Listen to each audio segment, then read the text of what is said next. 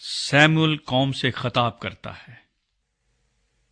तब सैमुअल ने सब इस्राएलियों से कहा, देखो, जो कुछ तुमने मुझसे कहा, मैंने तुम्हारी एक एक बात मानी और एक बादशाह तुम्हारे ऊपर ठहराया है। और अब देखो, ये बादशाह तुम्हारे आगे आगे चलता है। मैं तो बुढ़ा हूं और मेरा सर सफेद हो गया, और देखो, मेरे बेटे तुम्हारे साथ हैं।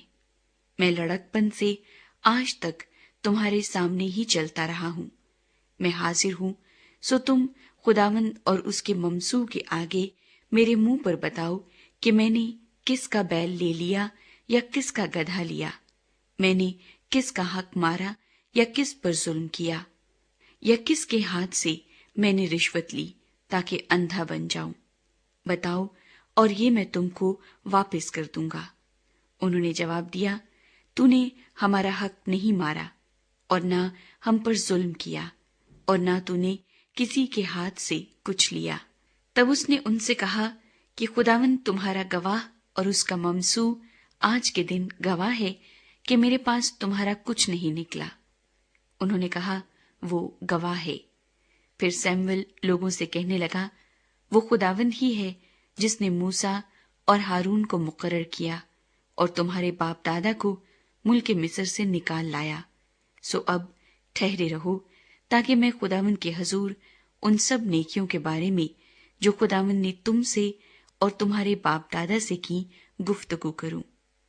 जब याकूब मिस्र में गया और तुम्हारे बाप दादा ने खुदावंद से फरियाद की, तो खुदावंद ने मूसा और हारून को भेजा, जिन्होंने तुम्हारे बाप दादा को मिस्र से निकालकर इस जगह बसाया। पर वो खुदावंद अपने खुदा को भूल गए। सो उसने उनको हसूर की फौज के सिपा सालार सीसरा के हाथ और फिलिस्तियों के हाथ और शाहे मुआब के हाथ बेच डाला, और वो उनसे लड़े।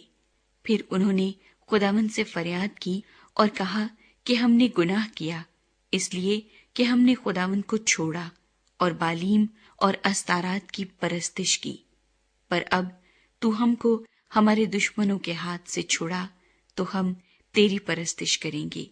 सो खुदावंद ने युरबल और बीदान और इफ्ता और सैमुअल को भेजा, और तुमको तुम्हारे दुश्मनों के हाथ से जो तुम्हारी चारों तरफ थे रिहाई दी, और तुम चैन से रहने लगे।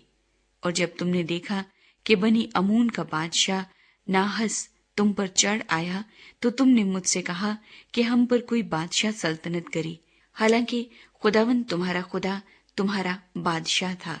सो अब उस बादशाह को देखो जिसे तुमने चुन लिया और जिसके लिए तुमने दरखास्त की थी।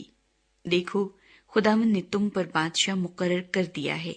अगर तुम खुदावंद से डरते और उसकी परस्तिश करते और उसकी बात मानते रहो और खुदावंद के हुक्म से सरकशी न करो, और तुम और वो बादशाह भी जो तुम पर सल्तनत करता है खुदावंद अपने खुदा के पैरव बने रहो, तो खैर। पर अगर तुम खुदावंद की बात ना मानो बल्कि खुदावंद के हुक्म से सरकशी करो, तो खुदावंद का हाथ तुम्हारे खिलाफ होगा, जैसे वो तुम्हारे बाप दादा के खिलाफ होता था। सो अब तुम ठहरे रहो और इस बड़े काम को देखो जिसे खुदावंद तुम्हारी आंखों के सामने करेगा। क्या आज गेहूं काटने का दिन नहीं? मैं खुदावंद से अर्ज करूंगा कि बादल गरजे और पानी बरसे, और तुम जान लोगे और देख भी लोगे कि तुमने खुदावंद के हजूर अपने लिए बादशाह मांगने से कितनी बड़ी शरारत की। चुनाचे सैमुअल ने खुदावंद से अर्ज की, और खुदावंद की तरफ से उसी दिन बादल गरजा और पानी बरसा। तब सब लोग खुदावंद और सैमुअल से निहायत डर गए। और सब लोगों ने सैमुअल से कहा कि अपने खादिमों के लिए खुदावंद अपने खुदा से दुआ कर कि हम मर न जाएं, क्योंकि हमने अपने सब गुनाहों पर ये शरारत भी बढ़ा दी है कि अपने लिए एक बादशाह मांगा।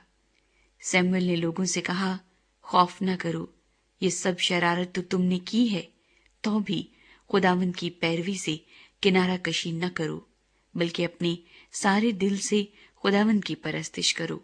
तुम किनारा कशी न करना, ورنہ باطل چیزوں کی پیروی کرنے لگو گے جو نہ فائدہ پہنچا سکتی نہ رہائی دے سکتی ہیں، اس لیے کہ وہ سب باطل ہیں، کیونکہ خداوند اپنے بڑے نام کے باعث اپنے لوگوں کو ترک نہیں کرے گا، اس لیے کہ خداوند کو یہی پسند آیا کہ تم کو اپنی قوم بنائے۔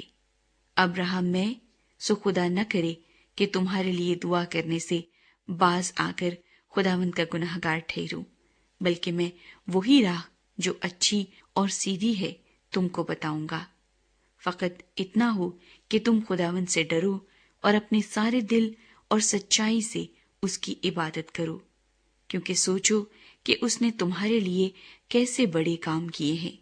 پر اگر تم اب بھی شرارت ہی کرتے جاؤ تو تم اور تمہارا بادشاہ دونوں کے دونوں نابود کر دیے جاؤ گے۔